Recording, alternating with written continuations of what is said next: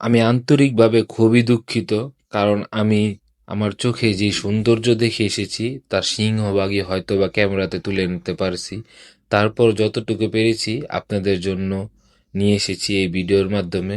তো ভিডিওটা পুরোপুরি দেখবেন, আর আমি আপনাদের যাবতীয় তথ্য দিয়ে দেব কিভাবে আমরা বগা লেক থেকে কেওক্রাডং, তারপরে আমরা তিন্দু পর্যন্ত গেলাম। এই সব তথ্যই আমি আমার ভিডিওতে আপনাদের মাঝে তুলে ধরবো। আর যারা জানেন না যে আমি বগালে কিভাবে আসলাম, তাদের জন্য আমার প্রথম এপিসোডটা থাকলো, সেটা দেখে নিতে পারেন। আশা করি সেটা দেখলে আপনারা বগালেক পর্যন্ত একেবারে ইজিলি ভাবে আসতে পারবেন। তো আজকে আমি আপনাদের বলবো কিভাবে আমরা কেওক্রাডং গেলাম এবং কেওক্রাডং থেকে তিন্দু পর্যন্ত মাত্র 1500 টাকায় আমরা এই পুরো ভ্রমণটা সম্পূর্ণ করেছি। তো চলেন সেই বিষয়টাই আপনাদের বলি আর ভিডিওতে সামনে আগাই। তো আমরা প্রথমে বগা লেক থেকে এই রাস্তা ধরে উঠছিলাম কেওক্রাডং এর পথে।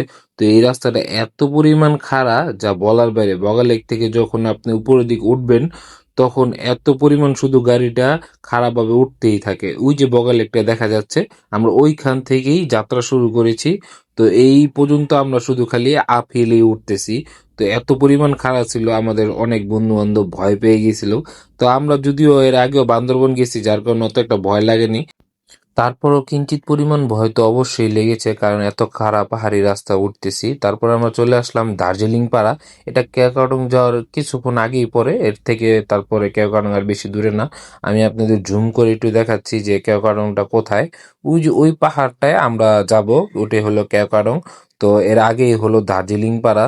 তো ভাবলাম একটু দার্জিলিং পাড়াটা আমরা একটু ঘুরে দেখি। তো দার্জিলিং পাড়াটা বেশ ছোট্ট একটা পাড়া, এখানে আপনারা খাওয়া দাওয়া করতে পারবেন, কিন্তু প্রাইস একটু তুলনামূলক বেশি, যার জন্য আমরা রোমা বাজার যেখানে আমরা জিপটা নিয়েছিলাম সেখানে আমরা খাওয়া দাওয়া করে নিয়েছি। কারণ এর মাঝে আর আমরা খাবো না, যার জন্য আমরা রোমা বাজার খেয়ে তারপর রওনা হয়েছি।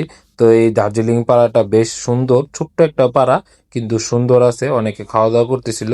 তো আমরা পাড়াটা একটু ঘুরলাম, আশেপাশে দেখলাম পাড়াটা খুবই ছিমছাম, ছোট ছোট ছোট ঘর আছে, অনেক গাড়ি এখানে স্টপেজ দেয় আশেপাশে দেখার জন্য। তো আমরাও দেখতেছিলাম পাড়াটার ভিতরে একটা সুন্দর একটা ঘর আছে, সামনে সামনে আরো কিছু ঘর দেখতে পারলাম। তারপর একটু ভিতরের দিকে হাঁটতেছিলাম, হাঁটতে হাঁটতে একটা পাহাড়ি বাবুর সাথে দেখা হয়ে গেল। বাবুটা অনেক কিউট ছিল। তো ওর কাছে কিছু মজা করলাম, কিছু প্রশ্ন করলাম, দেখি ও কি বলে। তোমার নাম কি? আমার নাম অমিত। কি কি কি?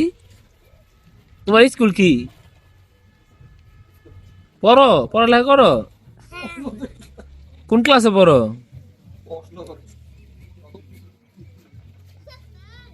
হ্যাঁ, কি? খুলনা? তোমার দাঁত কো? হ্যাঁ, স্কুল গেছে গা। তুমি যে তোমার এই যে তোমার দেখাইতেছে, এই যে দার্জিলিং পাড়া থেকে বের হয়ে আবার কেওক্রাডং এর পথে রওনা দিলাম। তো এর মাঝে আমাদের 20 মিনিটের মতো লাগবো। তো ওই যে দেখা যাচ্ছে কেওক্রাডং এর মেঘবাড়ি, যে ঘরটাতে আমরা থাকবো। আর এই ঘরটাতে থাকার জন্য আমরা আগেই বুকিং করে এসেছিলাম। ফেসবুকে পেজ আছে কেওক্রাডং, সেই পেজের নাম্বার নিয়ে আমরা ফোন করে এই ঘরটা বুকিং করে আসছিলাম। জন প্রতি 300 টাকা করে, এক রুমে 8 জন থাকা যায়। তো এই রুমটা আমরা বুকিং করে আসছিলাম, যার কারণে আমাদের অত একটা হ্যাসেল পোহাতে হয়নি, যেহেতু এখন পিক আওয়ার, এখন অনেক মানুষের রাশ হয়, যার কারণে আমরা আগে থেকে বুকিং করে এসেছিলাম। তো এর মাঝে এই পাহাড়ি রাস্তা উঠতে উঠতে একটা আর্মি ক্যাম্প পড়ে, সেই আর্মি ক্যাম্পে রেজিস্ট্রেশন করে আমরা চাবি নিয়ে কেওক্রাডং এর যাবতীয় তথ্য দিয়ে তারপর আমরা আমাদের রিসোর্টের দিকে হাঁটা শুরু করলাম। আমাদের গাইড ভাই সামনে আছে, উনি আমাদের রিসোর্টের দিকে নিয়ে যাচ্ছে। তো আমরা হাঁটতে হাঁটতে যাচ্ছিলাম, আর এটা হলো আমাদের রিসোর্টের যে ঘরটা আমরা বুকিং করেছিলাম। সব এরকম ঢালা বিছানাই। আর পাহাড়ে গেলে আপনি যদি আভিজাত্য খোঁজেন তাহলে আপনি ভুল করবেন, কারণ পাহাড়ে গিয়ে যদি আপনি আভিজাত্যর মতন থাকেন তাহলে তো আপনার ঢাকা যে কোনো একটা হোটেলে থাকতে পারেন। এইভাবে থাকার মাঝে কি যে একটা আনন্দ তা বলে বোঝাতে পারবো না। যদিও কেওক্রাডং একটা বিল্ডিং এর মতন ছিল, সেটা আমার তো একটুও ভালো লাগেনি, কারণ পাহাড়ের মাঝে বিল্ডিং এ যদি থাকি তাহলে তো পাহাড়ে যাওয়ার মজাই নেই। আর আমার কাছে সেই বিল্ডিংটা একেবারে আননেসেসারি লাগছিল, যার কারণে আমরা এরকম ঝুমঘর টাইপের নিয়েছিলাম। তো এইটার ভিতর থাকতে অনেক ভালো একটা ফিলিং আসছিল, যে মানে মনে হচ্ছিল যে পাহাড়ে আসি এমন একটা ফিলিং। তো ওই যে দেখা যাচ্ছে পাহাড়ের ছোট ছোট পাহাড়। আসলে ওগুলো ছোট না, আমরা অনেক বড় একটা পাহাড়ে উঠেছিলাম, যার কারণে ওগুলাকে অনেক ছোট মনে হচ্ছিল। তো যাই হোক, আমরা একেবারে চূড়ায় উঠে গেলাম। তো এই উঠে আমরা এখন সূর্য ডোবাটা দেখবো, যার কারণে একেবারে উপরে উঠে আসছি। তো এখান থেকে সূর্য ডোবাটা অনেক সুন্দরভাবে দেখা যাইব। তো আমি একটু পাহাড়ের ভিউ গুলা নিচ্ছিলাম আপনাদের দেখানোর জন্য, যে আমরা কতটা উপরে আসছি। একেবারে নিচে দেখতেছিলাম, নিচে কিছুই দেখা যায় না, শুধু মেঘ আর মেঘ। এত ভালো একটা ফিলিংস কাজ করছিল যা বলে বোঝানোর মতো না। আর ওই যে একটা রাস্তা দেখা যাচ্ছে, ওটা মেবি ইন্ডিয়ার সাইডে পড়ছে, যা এই রাস্তাটা আপনারা দেখছেন, আমি জুম করে দেখালাম আপনাদের। তো আমরা এই চূড়া থেকে এখন সূর্য ডোবাটা দেখবো, যার কারণে আমরা অনেকখানি উপরে উঠে আসছি। তো এইখানে আরো একটা ঝুমঘর আছে, ওইখানে যেই ছোট ছোট ঝুমঘর আছে ওগুলো দেখতে বেশ সুন্দর লাগছিল। তো আমার কাছে, তো আমি প্রথমে বললাম যে এই বিল্ডিংটা একটুও ভালো লাগেনি। এটা এখানে না করলেও পারতো, কারণ এইখানে এই বিল্ডিংটা করার কারণে কেয়াকাটং এর সৌন্দর্যটা অনেকখানি কমে গেছে আমার মনে হচ্ছে। কারণ এইখানে বিল্ডিং এর কোনো দরকারই ছিল না। তারপর ওনারা করছে বিজনেস পারপাস, সেটা নিয়ে আমার বলার মতো কিছুই নেই। তো যাই হোক, এখান থেকে আমরা ভিউটা উপভোগ করতেছিলাম, অনেক ভালো লাগতেছিল। আসলে আমাদের সমস্যা আছে, আমরা পর্যটক স্থানগুলারে মানে এমন ভাবে বিজনেস পারপাস করে ফেলি যে ওইটা সৌন্দর্যই নষ্ট করে ফেলি। তো যার কারণে এটার পক্ষে আমার তেমন মত নেই। তো এই যে আমরা এখন সূর্য ডুবাটা দেখতেছি, সূর্যটা আস্তে আস্তে আস্তে মনে হচ্ছে যে পাহাড়ের পিছনে চলে যাচ্ছে। এত সুন্দর ভিউ, আমি বলে বোঝাতে পারবো না। আমি নিজের চোখে দেখতেছি যে সূর্যটা আস্তে আস্তে আস্তে আস্তে চলে যাচ্ছে আর অন্ধকার নেমে আসছে। তো এই মুহূর্তটা যারা মিস করতে চান না, তারা অবশ্যই একবার হলেও কেয়াকাটং যাবেন, কারণ কেয়াকাটং গেলে আপনি এরকম সৌন্দর্য উপভোগ করতে পারবেন। তো রাত্রের খাবার খাচ্ছিলাম আমরা। রাত্রে খাবার খেতে হলে আপনাকে আগেই বলে রাখতে হবে, যখন আপনি এন্ট্রি করবেন তখন ওদের বলে দিবেন যে আমরা রাত্রে খাবো। সকালেও সেম, আপনারা যখন সকালে খাবেন তখনও বলে দিবেন। আর এটা হলো সকালের সূর্য ওঠাটা দেখতেছিলাম, দুটোটাই কেওক্রাডং থেকে দেখা যায়। তো এগুলা দেখা শেষ করে আমরা আবার সকালে ব্যাক করতেছি, আমাদের একটু তাড়াতাড়ি ব্যাক করতে হবে। তো আমরা এখন যাব রুমা বাজার। তো এই যে আসা বললাম রুমা বাজার, যেদিন গেছিলাম সেদিন বাজারের দিন ছিল না, যার কারণে লোক সমাগম খুবই কম ছিল। তো আজকে যেহেতু বাজার, ওদের আজকেই হলো হাটবার যেটাকে বলে। তো আজকে বাজারটা আমরা ঘুরে ঘুরে দেখবো। এখানে দেখতেছিলাম পাহাড়ি পেঁপে, তারপরে এখানে কিছু সেনাবাহিনীর সদস্যরাও পাহারা দেয়, কারণ একটু ঝামেলা আছে। তো যাই হোক, আমরা সামনে আগাইতেছিলাম আর দেখতেছিলাম যে পাহাড়ে কি কি ওরা বেচা বিক্রি করে। তো বেশ ভালো লাগতেছিল, অনেক কিছু নতুন সবজি, অনেক নতুন নতুন ফল টল আমাদের সামনে পড়তেছিল। তারপরে পাহাড়ে ওরা যেগুলা খায়, অনেক ধরনের মাংস, তারপরে আপনার পাহাড়ি যেসব খাবার খায় সেগুলো আপনি হয়তো বা আগে দেখেন নাই, এখনই দেখতেছেন। তো এই দিদি দেখতেছিলাম কি জানি এক ধরনের সাদা বেচতেছে, তো দিদিকে জিজ্ঞেস করছিলাম। ওরা বললো এটা কি লবণ টাইপের নাকি কি একটা জিনিস, আমি সঠিক জানি না। আপনারা যারা জানেন তারা কমেন্টসে করে জানাবেন এটা কি জিনিস। তারপরে আরো সামনে হাঁটতেছিলাম, পাহাড়ের যে টাটকা টাটকা সবজিগুলো দেখতেছিলাম আর ফল দেখতেছিলাম। আমার খুবই বাসায় নিয়ে আসতে মন চাইতেছিল, কিন্তু এত দূরে এভাবে হ্যাসেল করে নিয়ে আসাটা আমার পক্ষে সম্ভব না, যার কারণে নিয়ে আসতে পারিনি। আর আমাদের এখান থেকে আবার টিন্দুও যেতে হবে, তারপর এখান থেকে আমরা কোথায় যাই তারও কোনো ঠিক ঠিকানা নাই। তো যার কারণে নিতেছিলাম না, কিন্তু ওদের বাজারটা ঘুরে ঘুরে দেখতেছিলাম, খুব ভালো লাগতেছিল। এখানে তরমুজও খুব সস্তা। তারপরে আমি কাঁঠাল দেখছিলাম, কাঁঠালও মেবি একটা কাঁঠাল 100 টাকা 50 টাকা এমন ছিল। তারপরে আরো সামনে যেতেছিলাম, এখানে দেখতেছিলাম যে মানুষের অনেক গ্যাদারিং, কারণ আজকে ওদের যেহেতু বাজার, আর আজকে অনেকে সবাই এখানে বাজার করতে আসে, যারা রুমা উপজেলার আছে বা আশেপাশের আছে, তারা এখান থেকে বাজারটা করে আজকের দিনে। তো এখানে অনেক মহিলাদের বাজার দেখতেছিলাম, যেটা আমার কাছে একেবারে নতুন ছিল, কারণ এখানে মহিলাদের সংখ্যাই বেশি ছিল। তারপর আমরা আবার রওনা দিলাম রোমা থেকে বাস নিয়ে। এই বাসটা যাবে ওয়াই জংশন পর্যন্ত, 120 টাকা করে।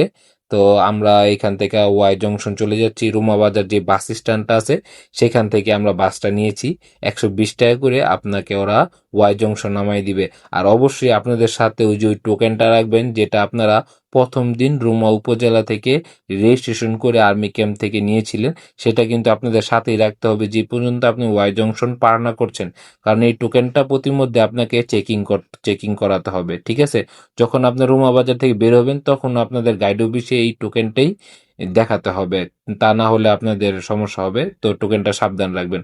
তারপরে যে আমরা চলে আসলাম ধানচি। তো ধানচি যাওয়ার জন্য আরেকটা বাস নিয়েছিলাম, সেটা হলো আপনার 240 টাকা নিয়েছিল, একেবারে ধানচি বাজার পর্যন্ত আমাদের নিয়ে যাবে।